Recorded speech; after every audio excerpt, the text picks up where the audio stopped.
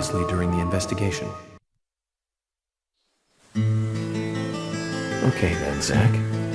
Let's pay Harry another visit and get to the bottom of all this. I have to admit, I do like spending a bit of time investigating alone. I'm getting a bit sick of being told that I'm either too slow or too fast. You agree with me, right, Zach?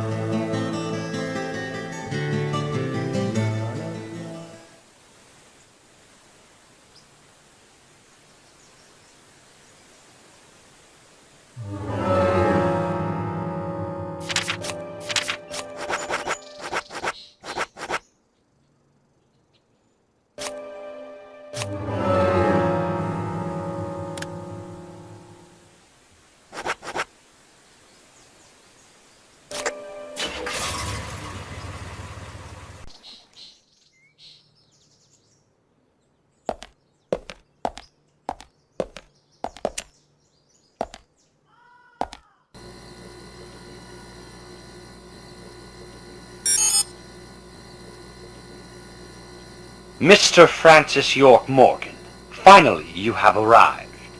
You are welcome to come inside.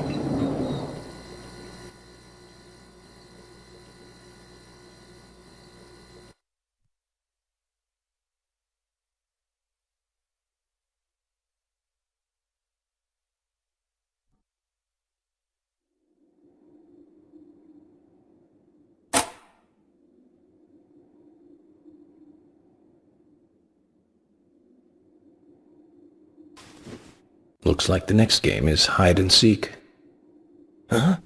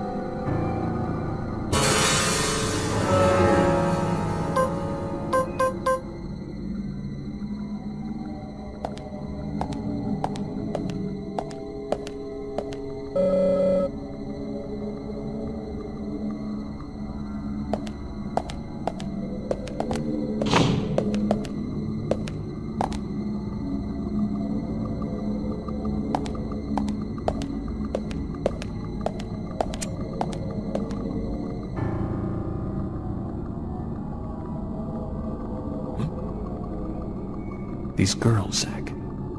Do you see the resemblance? Anna, Becky, she looks like Diane, and Carol. Zach, look. Emily.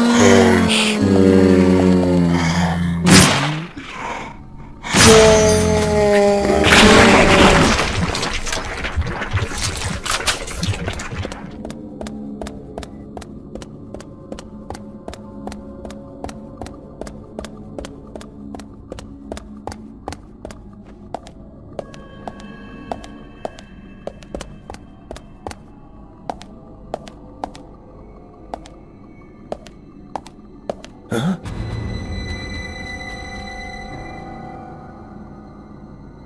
Emily! At times we must purge things from this world because they should not exist, even if it means losing someone that you love. Stop!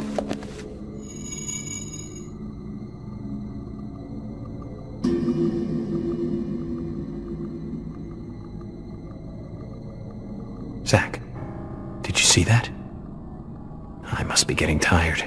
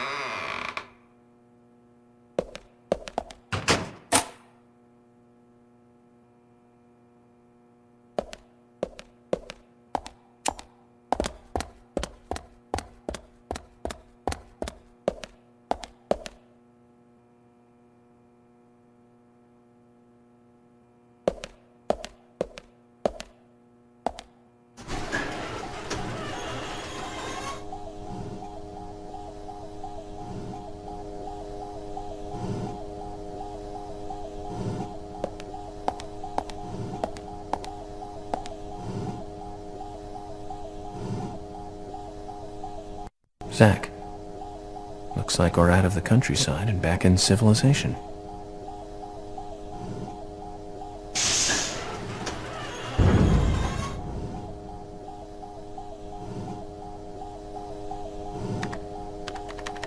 Welcome, York.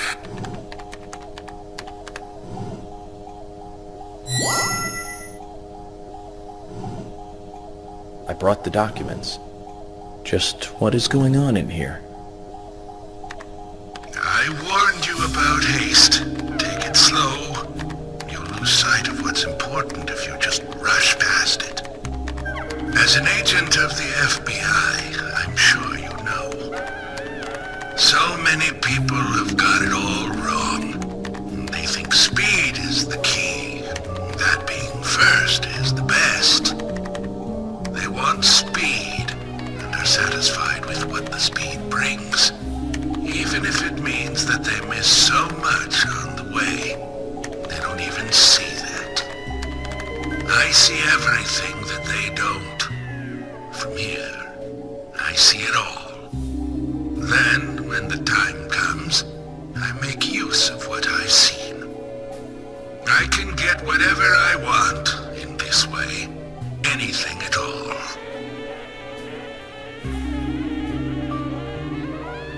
You're certainly talkative today, Harry. But I didn't come here for a business lecture. Tell me everything you know. Speed is not important. Timing is what is important. Timing. York, you have a natural gift for waiting for the correct timing. Just be careful that your haste does not ruin everything. That will be vital to solving the current case at hand. York, I know more than you think, but less than what you hope. 1, you have Nick in custody. 2, Thomas is missing. 3, Carol has a locket that belongs to the murderer.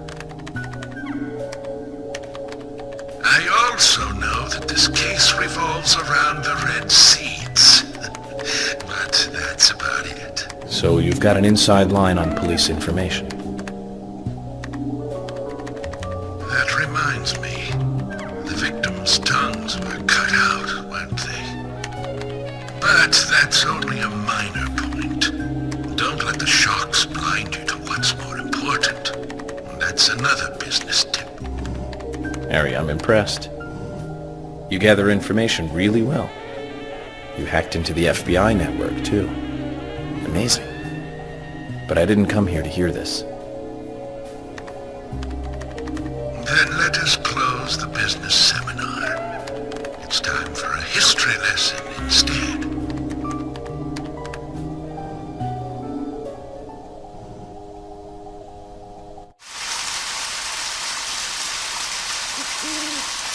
remember it as though it were yesterday, if you'll pardon the cliché.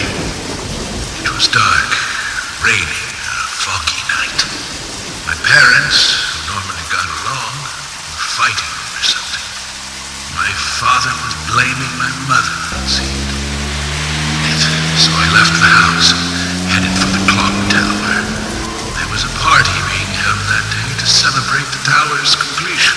I wanted to see the town from above, and so I decided to climb the tower.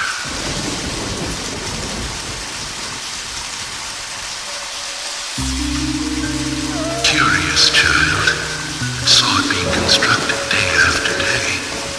I'm not sure why, but I was really drawn to the tower in some way, and that's why I knew.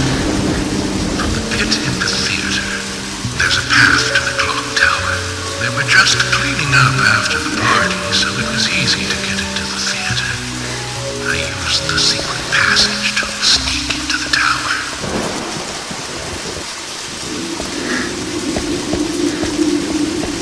But when I reached the top, I saw something very strange.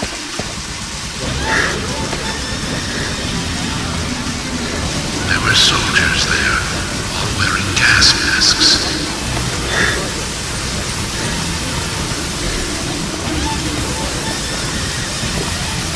I moved closer and saw that they were fiddling with some kind of device. The device was emitting purple smoke outside. Just then, for the first time, the bell rang throughout the town. I reacted with fear and left the tower as fast as I could.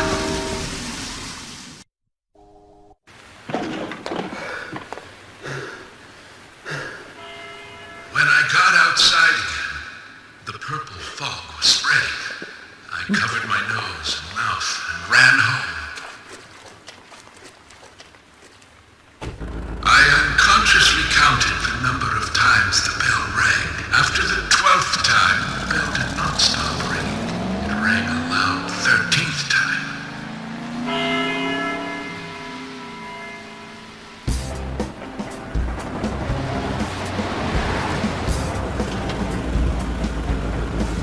I got back into town to see another, even more disturbing sight. The people were attacking and killing each other, rampaging as though insane.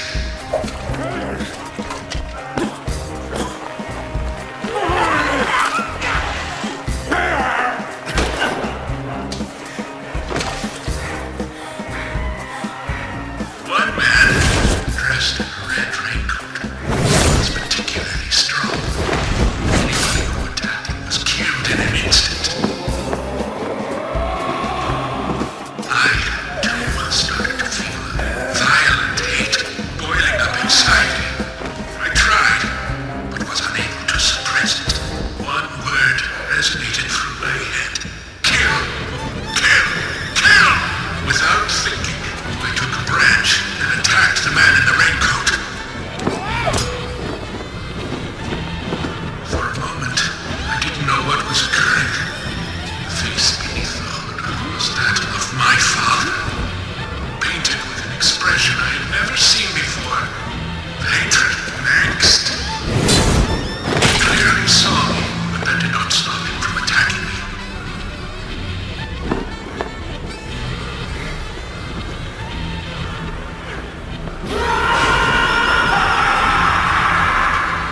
He knocked me out and I fell to the ground.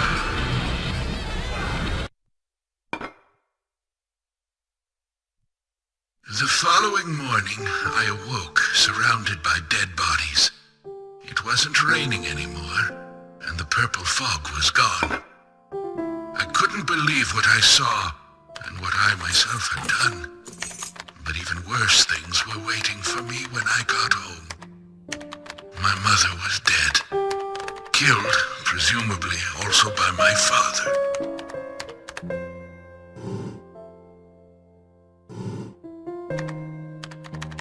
The next day, the town was overrun by military personnel. That's when the gag order was issued. Talk talking about the incident was unappreciated, a taboo. But even still, people stopped going outside when it rained. Country folk are very patriotic. We never tell our children about what happened. But these things find a way out of even the tightest of lips, in parts.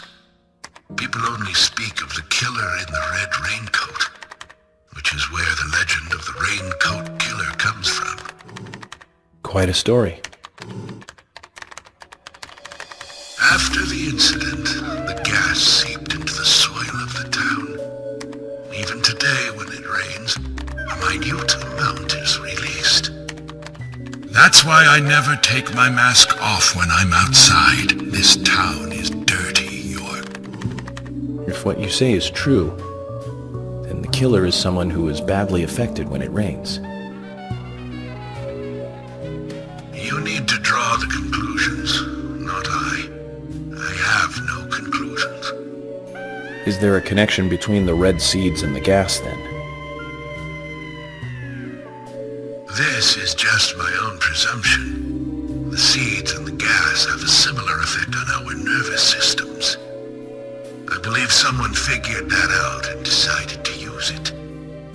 Or it could just be nature's way of getting back at us humans.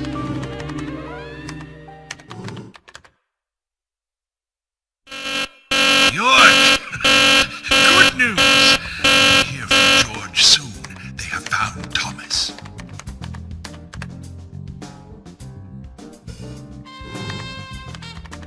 I'll tell you one last and very important thing. Just as you suspected, everything I have told you is gibberish.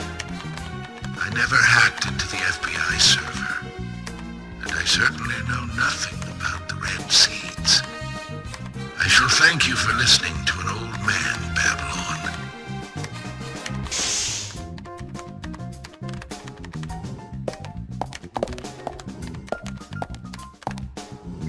Let me ask you one thing then, Harry.